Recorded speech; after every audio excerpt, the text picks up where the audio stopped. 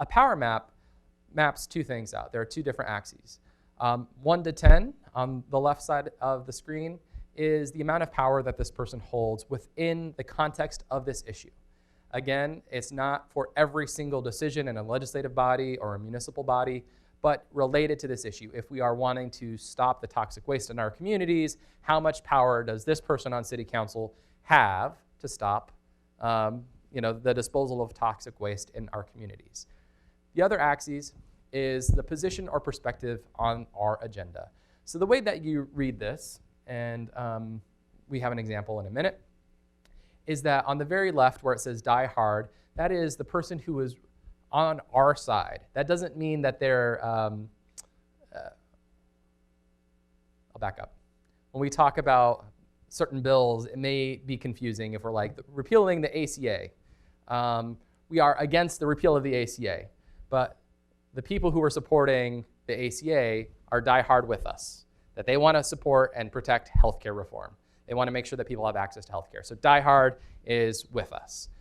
Die hard against are the people who oppose us and opponents. They go on the far right side. So when we use that, we can actually assess how much power and the level of support for an issue that someone has in our organizing efforts. When we've identified who needs to go on a power map, so if it's a municipal effort, we're talking about city councilors. If it's a school board measure, we're talking about school board members. If we're talking about state legislative policy, it's members of the state legislature. But we have to do some work. We have to figure out what do they care about? And do their issues, interests, and values align with ours? Who influences these decision makers?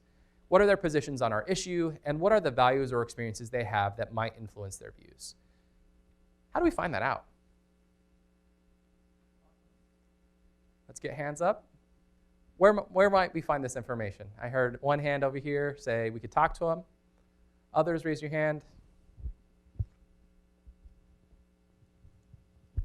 Have one down here too? Yeah, actually, a gentleman has a vote. You can look at past voting record. Past voting record? Where would you find that?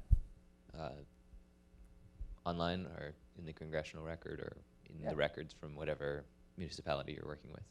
Yeah, you can do an online search to see what their previous comments were. You could look on the website for their body and usually find a lot of information that's publicly available. Where else might you find this information? You can ask, you can do a Google search.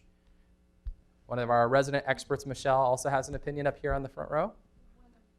One second, sorry.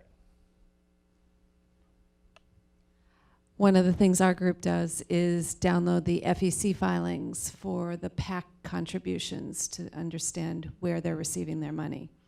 Yeah, really smart, right? If we want to know who influences them and what they believe, we ask. And if we don't get straight answers or if we don't get the full picture, we can do some research. We can hold those meetings with our local elected officials, our state elected officials. We can go to their offices. These are public spaces. We can ask them about how they plan to vote. We can call them. We can send postcards. We can do all those things. We can look at their previous comments. We can look at who's giving to their campaigns and who may be exercising pressure for their re-election purposes. But what else should we do? Are there other things that we could do to figure out what influences these folks? Social media, but the whole, I hesitated to say it because of the interpretations being possibly bogus. Yeah, you could look at their social media accounts. Whether or not they're true and honest is a different question, but it can give you an indication of potentially where they may be.